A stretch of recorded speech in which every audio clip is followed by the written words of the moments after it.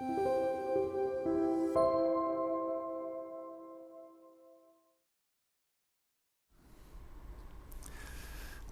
반갑습니다.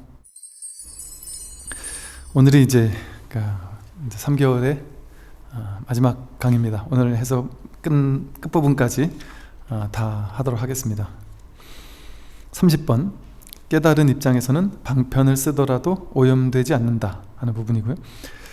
깨달은 사람의 입장에서도 비록 대상에 따라 다스리는 방편이 있기는 하지만 생각에 의심이 없으므로 오염에 떨어지지는 않는다. 그리하여 오랜 세월이 가면 자연이 천진하고 묘한 성품에 개합되어 공적과 영지를 자제하게 운용하며 생각이 일체의 경계에 반연하면서도 마음은 모든 번뇌를 영원히 끊어버린다.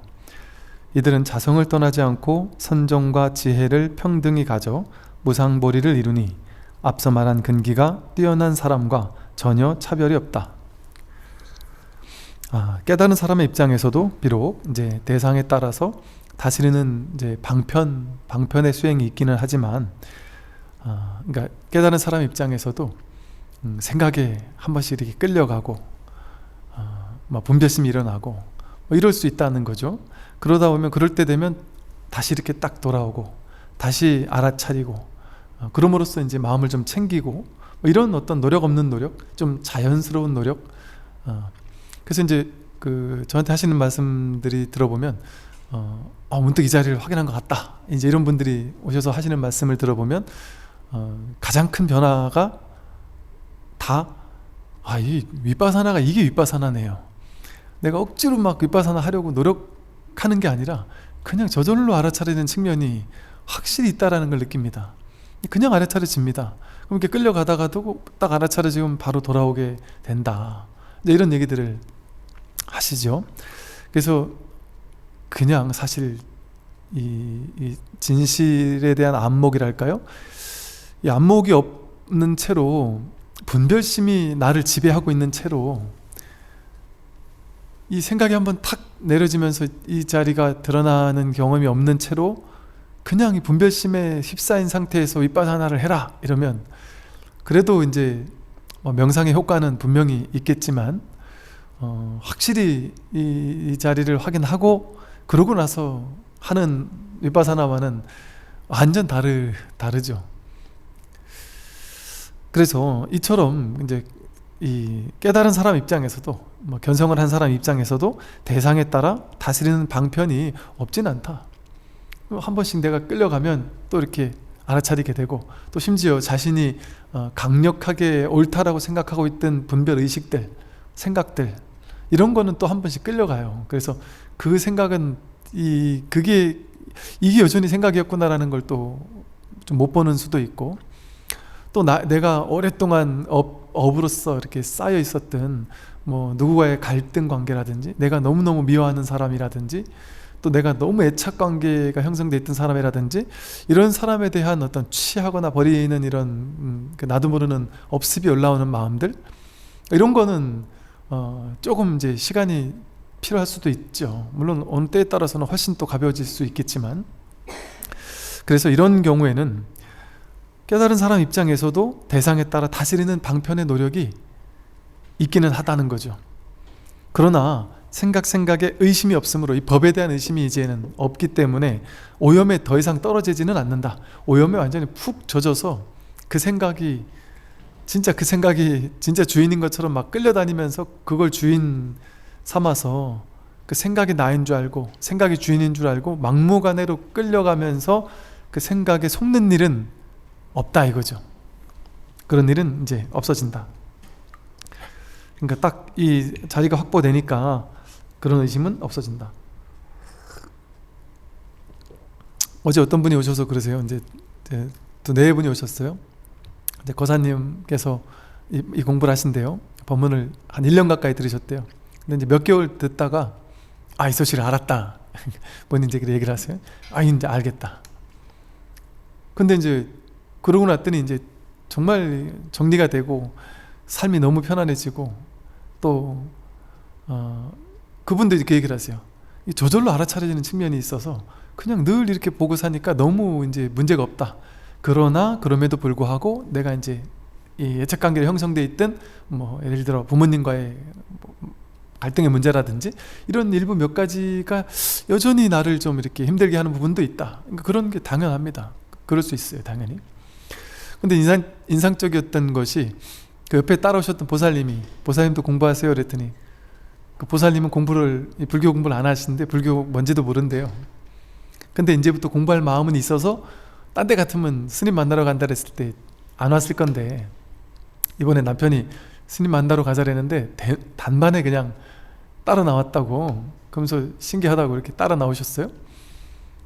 그래서 그 보살님이 남편이 본인이 그 자기 입으로 저렇게 공부했다고 얘기하시는데 옆에 사는 보살님 보기 어떠세요? 이렇게 물어봤더니 보살님이 뭐라 그러시냐면 사실 스님 저도 불교 공부를 좀 해야 되겠다 싶은 게 남편 모습 보고서 깜짝 놀래가지고 이게 뭔가가 있나 보다 싶어서 이 공부를 하겠다고 마음을 먹었다고 하면서 이 보살님 말씀이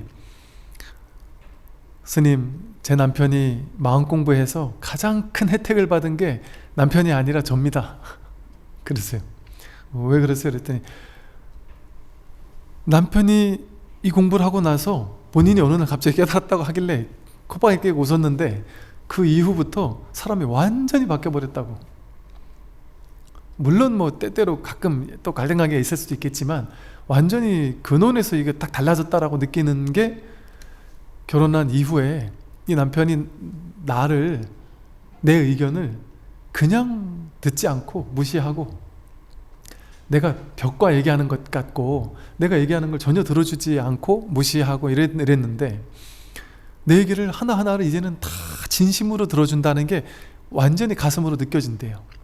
완전히 느껴지고 이 사람이 나를 진짜 존중해주고 있구나, 사랑해주고 있구나, 그런 걸 그대로 알겠다고. 그러면서 처음에 결혼할 때 이 사람에 대한 어떤 이렇게 품었던 그 아름다웠던 그 생각들이 결혼 이후에 싹 사라져서 내가 시집 잘못 갔다 이렇게 생각을 하고 여태까지 살아왔는데 이제 마음이 바뀌었다고.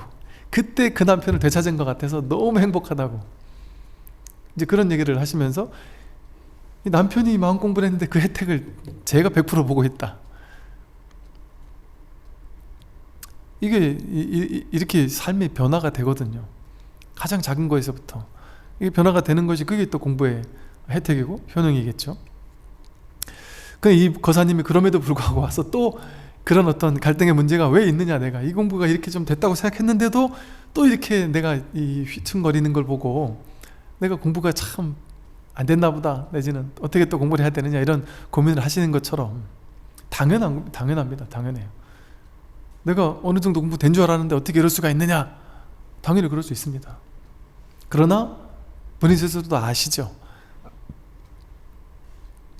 그게 옛날같이 그렇게 막 그냥 그렇게 끝간데 없이 끌려 들어가지는 않는단 말이죠. 여기서 말하는 것처럼 생각에 의심이 없으므로 이제 더 이상 이 본성에 대한 의심은 없기 때문에 내가 생각에 끌려가더라도 이게 생각일 뿐이구나 사실에 의심이 없어요. 그러니까 그 생각이라는 오염에 그냥 끝간데 없이 떨어지지는 않는다. 그리하여 오랜 세월이 가면 자연히 이렇게 이 법에 대한 안목으로, 이 법에 대한 안목은 낯설고 이 분별심은 항상 낯익은 거잖아요. 근데 이제 이게 바뀌어서 이제 분별심을 자꾸 낯설게 되고 생각은 자꾸 낯설게 되고 낯설어지고 이 법에 대한 안목은 자꾸 깊어지는 그런 시간들을 보낸단 말이에요. 저절로. 그래서 생각에 끌려가면 알아차리게 되고 그걸 다시 바라보고 다시 이 자리로 돌아오게 된단 말이죠. 그 진리에 뭐랄까 완전히 힘을 빼고 그냥 완전 내맡기게 돼버리는 거예요. 이 법에 내맡기게 되는 거예요. 이 오로지 한 법밖에 없는 그냥 이것만이 진실. 그냥 삶에서 검증하면 할수록, 삶을 살면서 할수록, 보면 볼수록 점점 더 분별심은 진짜 허망하구나, 이 허망한 세계, 인연 따라 생기고 사라지는 것들은 전부 다 허망하구라는 게 점점 더 명확해지고, 여기 내가 목맬 게 없구나라는 게 너무나 명확해지고, 또 진짜 진실한 건 이 법의 자리, 마음 자리 하나밖에 없구나라는 게 너무나도 더 이상 의심의 여지가 없어지기 시작한단 말이죠. 점점 이렇게 안착이 되기 시작한다. 그러다 보니까 그래도 오랜 세월이 필요하다.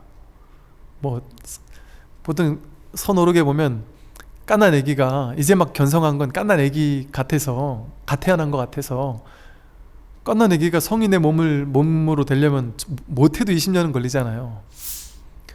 육조 해능 스님도 산에서 어디에요? 가서 한동안을 안 나오고 계셨잖아요. 그런 것처럼 꽤 오랜 세월이 필요하다.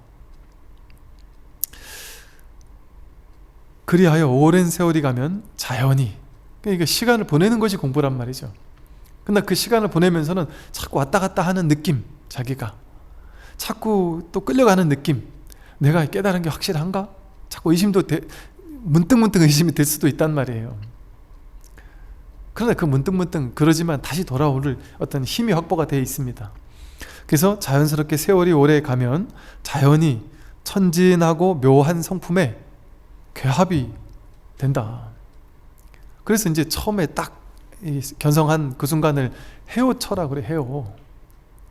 이게 어찌 보면 이게 참 좋은 말 같아요. 그러니까 쉽게 말해, 견성했다 이러면은 오해 소지가 너무 커요. 요즘에 견성이란 말은 너무 오염돼 있어서 우리 공부하는 사람들끼리는 견성했다 이래도 막 그런갑다 이렇게 그냥 우리 치고 넘어가지만, 이 전통적인 불교 분위기에서 내가 견성했다 이러면 욕먹기 딱 좋거든요. 견성은 그야말로 몽중이려, 숙면이려, 뭐 이런 게 다 이루어지는 이런 거 견성이라고 보는 또 이런 전통도 있으니까, 일각에는. 그러다 보니까 견성이라면 너무 어마어마하게 생각이 돼서 오히려 이게 이렇게 쉽게 견성된다고 하면은 외도라고 생각하기 쉬워요. 기존 불경에서 볼 때는 외도라고 생각하기 딱 쉽습니다. 그런 면에서는 저는 진울 스님의 이 견해에 전적으로 동일합니다. 견성이란 이런 얘기는 견성이라는 용어 자체가 오염돼 있다. 견성은 그런 게 아니다. 견성은 뭐 도인이다 이러잖아요. 우리 불교계에서는. 견성은 도인이 아닙니다. 견성한 사람들 다 들다 보세요. 도인인가? 똑같은 중생이죠. 그러나 이제 똑같은 중생이지만 정말 중생과 다른 점은 이제 공부할 자세가 좀 되기 시작한 거예요. 이제 내가 공부할 수 있는 법문을 들어도 이게 내가 이제 소화가 되는 안목이 이제 비로소 조금 열려서 이제 막 유치원 입학한 거 정도? 불교에 입문한 정도? 그 정도예요. 전혀 대단한 게 아니다. 대단하고 생각하면 정말 그거는 어리석은 거예요. 그래서 모르겠어요. 이제 우리 공부처에서는, 제가 하는 이 공부처에서는 내가 견성했다 이런 말은 안 쓰는 게 좋을 것 같아요. 그건 아주 오염돼서 좀 잘못 이렇게 들리기 쉽단 말이죠. 그 진울 스님의 해오처럼 말이 딱 적절하다고 느끼는 게, 남들이 보기에도, 또 불교계에서 보기에도 해오처라면 그래 봐야 네 공부는 어느 정도 인정한다. 그런데 그건 해오처다. 해오처럼은 되게 말이 겸손하잖아요. 이해하는 깨달음 이러잖아요. 그러니까 이해하는 건 진짜 깨달음이 아니거든요. 그러니까 해오처 정도입니다. 이러면 하는 사람 말도 겸손하고 듣는 사람도 위화감 느끼지 않고, 전마가 견성에 따르면 전마가 그러면 도인이란 얘긴데 이렇게 하고 날선 눈으로 보는 사람도 있단 말이 지금 풍토에. 그리고 제가 신도님들이 내가 견성했다 이러면 누가 안 믿어주거나, 아까 제가 몇 번 말씀드린 것처럼 이렇게 남편분들이 내가 깨달았어 이렇게 얘기해버리면, 나 견성했어 이래버리면 보살님들이 콧방이 끼면서 니가 견성한 거면은 하고 깨달음을 막 무시하는 사람들이 옆에 생겨요. 그래서 옛날에 용성스님 같은 분도 그랬고, 마음 공부는 비밀 엄밀하게 해라. 비밀스럽게 해라. 내가 공부했다, 엄만큼 했다 이런 거를 막 내세우고 자랑하고, 이건 진짜 어리석은 공부인이다. 그렇게 내세우고 자랑할 만한 내가 깨달았다라는 뭔가가 있으면 아직 먼 거거든요. 아직 한참 먼 거예요. 그러니까 이 공부처에서는 인정을 해주지 않습니다. 인정을 해주는 거는 그 사람을 망치는 길이에요.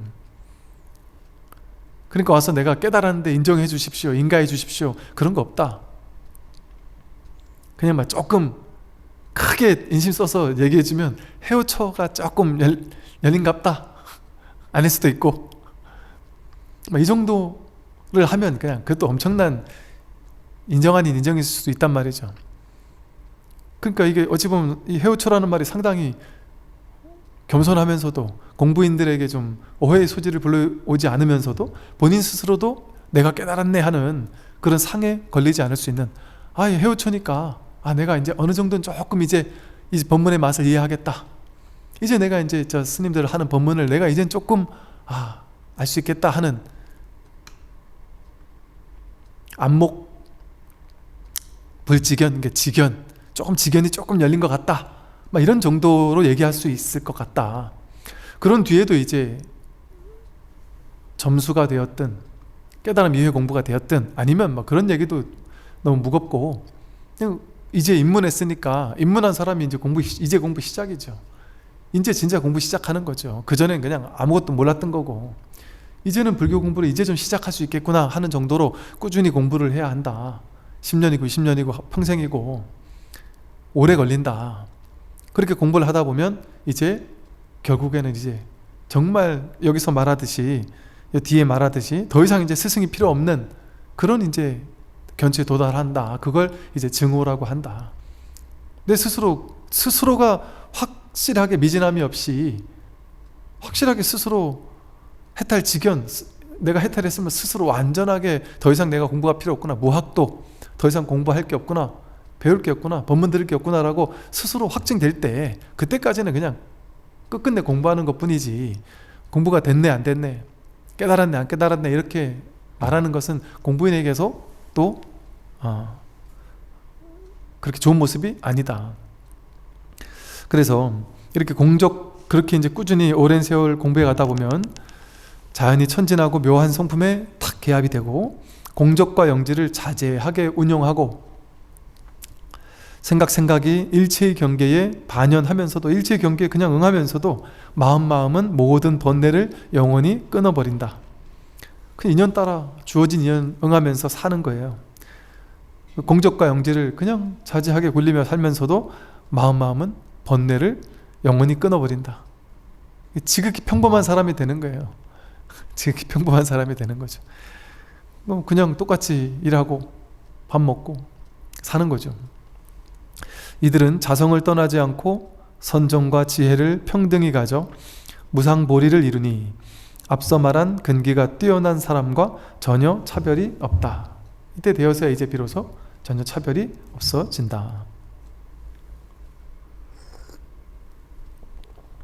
수상문의 선정과 지혜는, 상을 따르는 문의 선정과 지혜는 비록 전문의 근기를 가진 자가 행하는 것이지만 깨달은 사람의 입장에서 보면 새로 금을 이루는 것이니 무방하다 하겠다. 약간 이제 점수적인 측면에서의 공부를, 선정과 지혜를 좀 닦아가는 측면에서의 어떤 수행을 하는 사람이라 할지라도 그 또한 쇠를 금으로 이루는 것이니 무방하다. 좀 쉽게 말하면 여기서도 무방하다 하겠다 이러시잖아요. 즉 우리가 아무리 돈문의 공부를 한다 할지라도 수상문의 선정과 지혜를 공부하는 전문의 근기의 수행자, 즉 우리가 기존 불교계에 보면 연불하고 독경하고 좌선하고 기도 참석하고 기존 불교계에서 하는 많은 기도 방법, 수행 방법, 이런 좌선 방법, 위파사나 방법, 다양한 수행법, 명상, 다양한 것을 실행하고 있는 이런 분들, 그런 분들에 대해서 막 탓하고 잘못됐다고 하고 그럴 필요는 없단 말이에요. 그것을 하는 분들은 그 또한 무방하다 하겠다. 그 또한 새를 금으로 이루는 것이니 무방하다 하겠다. 무방하다 이렇게 얘기를 하시잖아요. 무방하죠 당연히. 아직은 이 돈문의 법문이, 뭘로 깨닫는다는 이 법문이 들려오지 않는 사람에게는 이런 얘기 해봐야 안 들리거든요. 안 들리는 사람에게는 이 전문에 닦아가는 수상문의 선정과 지혜, 이것도 무방하다.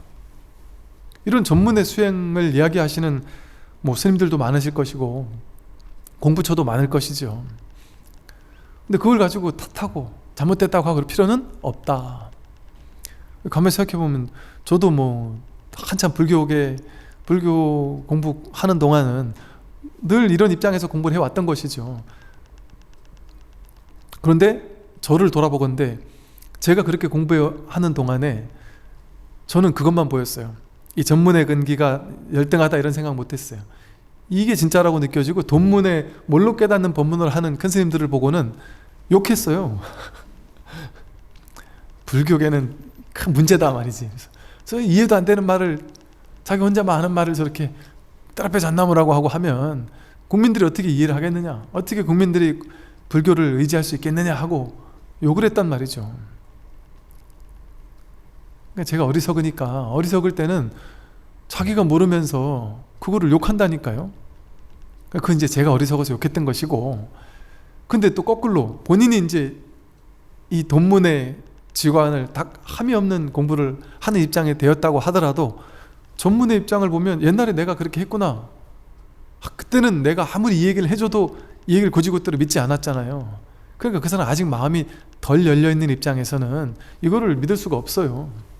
그러면 그 사람은 좀 더 거기서 그 전문의 수행을 통해서 근기를 조금 더 상승시키고, 석가모니 부처님께서 근기에 따라서 시론, 개론, 생천론, 아주 낮은 수준의 중생들에게는 보시해라, 계율을 지켜서 착하게 살아라, 좋은 일 하면 좋은 곳에 가고 나쁜 일 하면 나쁜 곳에 가니까 좋은 일을 많이 하세요, 이렇게 쉬운 단계의 법문을 주로 설했단 말이죠. 전문의 근기들에게는 점차적으로 법을 설했단 말이에요. 그러나 이제 이게 어느 정도 공부가 된 수행자에게는 이제 그 윗단계에 그 허망한 욕망 이런 것은 다 제욕에 과한 욕심, 집착 이런 것들은 다 어떤 삿된 것이다, 환이다, 어떤 문제를 가져온다. 출리의 공덕, 이 출리심을 일으켜서 출세간의 마음을 일으켜서 이 깨달음의 마음을 내고, 그래서 고진멸도 사성제를 닦아가는 이런 식으로 단계별 가르침을 설하셨단 말이죠. 그래서 완전히 결함에서 소멸하는 가르침은 맨 마지막에 딱 설하셨단 말이에요, 사성제는. 그런 것처럼 이런 전문의 근기의 수행자의 방식은 무방하다 하겠다. 석가모니 부처님도 무방하다고 하셨고, 석가모니 부처님도 제가 신도님들에게는 처음 절에 와서 아무것도 잘 모르는 제가 신도님들에게는 쉬운 것부터 가르치셨어요.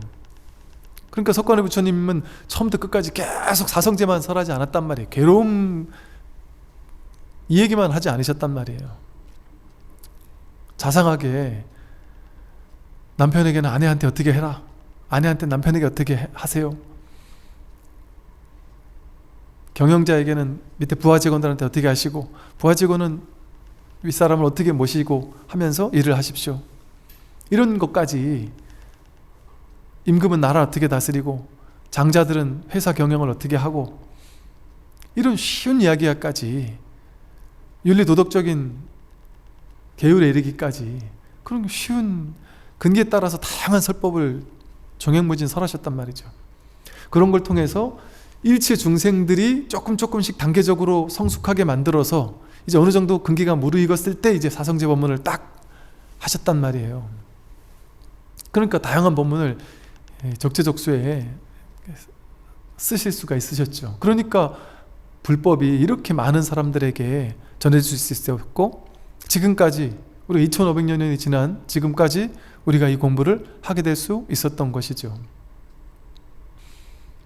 그러니 이게 뭐가 맞다 뭐가 틀리다라고 할 수 없어요. 하다못해 이제 선의 아주 조사 스님들 같으면 그냥 처음부터 끝까지 잡스러운 얘기 안 하고 그냥 법만 드러내는 직진신만, 그냥 처음부터 끝까지 오로지 직진신만 가르치는 스승들도 있을 것이고, 뭐 어떤 스승은 누가 오든 누가 제자가 오든 그냥 손가락 하나만 드는 거를 그냥 평생의 법문으로 쓰는 분도 계셨고, 그러나 구구절절 똥물을 끼얹어 까면서 구구절절 저 전문의 수행자들까지, 또 부처님처럼 저 낮은 근기의 중생들에게 이르기까지, 부처님께서는 심지어 저 낮은 중생들에게는 축원도 해주시고 또 그분들을 위해서 이렇게 마음을 내주기도 하시고 자비관을 연습하기도 해주시고 아주 쉬운 거에서부터 이렇게 하기도 하셨단 말이죠. 그래서 그것은 이제 쓰임이 다른 것이지 법이 다른 것이 아니다.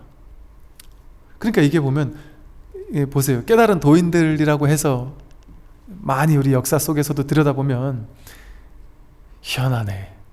또 유튜브 속에 나오는 도인이라고 자칭 타칭하는 사람들도 보면 그 도인이란 말이 옆에가 있지만 하여간 저부터 그렇고 모두가 이 도인 코스프레 하는 사람들 가만히 들다 보면 어떤 사람이냐 하면 가만 보면 다 하나의 같은 얘기를 하고는 있어요. 사실은 같은 얘기는 하고 있는데 그 방향이 다 달라요. 색깔이 다 다르고, 어떤 분은 어떤 얘기를 주로 하고, 어떤 분은 저런 얘기를 주로 하고, 어떤 분은 또 이 직진심만 주구장창 하고, 어떤 분들은 또 방편을 쓰기도 하고, 또 방편도 이런 방편을 쓰는 사람 저런 방편을 쓰는 사람 다 다를 수 있죠. 그래서 어떤 사람은 이근기에 있는 사람들, 또 어떤 사람 저근기에 있는 사람들, 그러다 보니까 우리가 이런 거예요. 공부도 그냥 공부 쇼핑하듯이, 도공부 쇼핑하듯이 여기저기 내 왔다 갔다 하면서 하는 건 그렇게 좋은 모습이 아니지만, 너무 왔다 갔다만 하면 바깥으로 자꾸 추구하고 구하는 마음이니까. 그러나 어느 정도 공부해보다가 이건 도저히 이분한테는 안 되는구나 싶은 마음이 들면 좀 다른, 나한테 딱 맞는 사람이 있을 수 있단 말이죠. 그러면 때로는 또 스승을 좀 바꿀 수도 있단 말이에요. 옛날에 선에서 스승들도 내 밑에서 도저히 안 된다 싶은 스님들이 있단 말이에요. 몇 년을 했는데도 얘가 도저히 내가 하는 걸로는 안 된단 말이에요. 그러면 얘 나하고는 인연이 없나 보다 싶어서 딴 데 가도록 허락해 준단 말이에요. 그렇게 이곳저곳을 다니다 보면 여기선 안 됐는데, 오히려 이 훌륭한 스승 밑에서 안 됐는데 저기 혼자 조용히 공부하는 스승 밑에 가가지고 거기서 딱 공부가 되는 스승들도 있고 그렇단 말이에요. 그래서 그럴 수도 있다. 그래가지고 이 불교는 어느 하나만이 절대적으로 옳다, 그러다 이렇게 얘기할 수 없습니다. 이처럼 전문의 수행을 하는 사람도 그 또한 쇠를 금으로 이루는 것이니 무방하다 하겠다, 무방하다, 그나마 그 또 전적으로 그것만이 맞다 이런 건 아니지만, 근기를 성숙시키기 위해서는 그 또한 무방하죠. 근기가 딱 성숙돼 나오면은 자기가 보는 안목이 달라지니까 스승을 보는 안목도 달라지죠. 이제 내가 옛날에는 그게 막 진짜인 줄 알고 확 빠졌다가 나중에 이제 본인이 안목이 딱 쓰고 나니까, 야, 그때 거기가 아주 전문의 열등한 근기였네, 혹은 거기가 사이비였네, 이런 거를 보는 안목이 생긴단 말이죠.